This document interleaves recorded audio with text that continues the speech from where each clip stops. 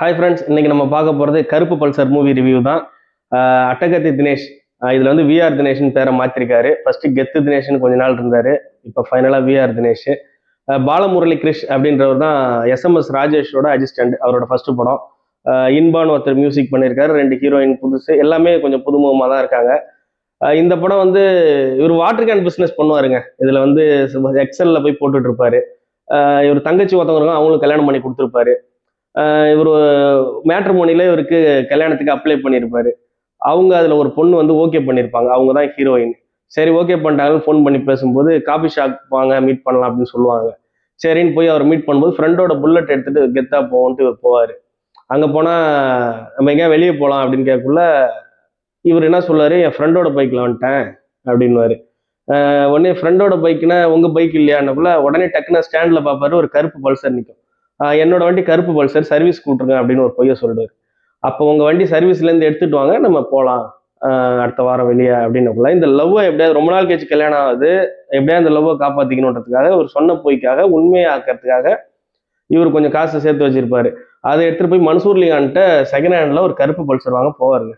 மன்சூர்லிகான் இவனுக்கு எதிரி, water can business எதிரி. இவனை கொல்ல அவன் ட்ரை பண்ணிட்டு இருப்பான். அவன் இதான் சாக்குன்னு இவன் தள்ள அந்த வண்டியை, செகண்ட் ஹேண்ட் வண்டியை தள்ள கட்டுருவோம் அப்படின்ட்டு கட்டிடுவான். கட்டினா அந்த பைக்கால வந்த விளைவு என்ன, அதுதான்ன்றது மீதி படம். இது என்னன்னாங்க, எஸ்எம்எஸ் ராஜேஷோட அசிஸ்டன்ட் தான். ஃபர்ஸ்ட் 3 படத்தோட அசிஸ்டண்டா இருந்தா படம் கொஞ்சம் நல்லா இருந்திருக்கும்னு நினைக்கிறேன். லவ், காமெடி, இந்த மொட்டை மாடி, ஃப்ரெண்ட்ஷிப், குடிக்கிறது எல்லாம் அந்த எஸ்எம்எஸ் ராஜேஷ் மாதிரி தான். கடைசி 3 படத்தோட அசிஸ்டண்டான்னு நினைக்கிறேன். அதான் படு தரமான முக்கியம் இருக்கு படம்.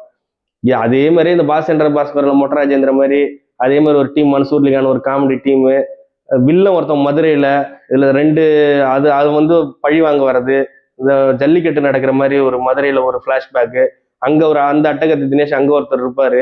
அவர் என்ன ஆனாரு, அதனால வந்த விளைவு, இந்த டோரா படத்துல வர கார் இது மாதிரி இந்த பைக் வந்து ஆவியா பூந்து இவரை எப்படி பழி வாங்குது.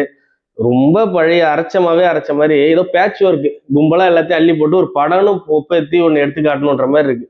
ரொம்ப போர் தான். அது ஒரு தடவை பார்க்கறதே கொஞ்சம் கஷ்டமா தான் இருக்கு. அப்புறம் இன்னொரு காமெடி சொல்ல மறந்துட்டேன். எப்பா, இந்த பிராங்க் ராகுல் ஒரு காமெடி கூட சிரிப்பு வரல.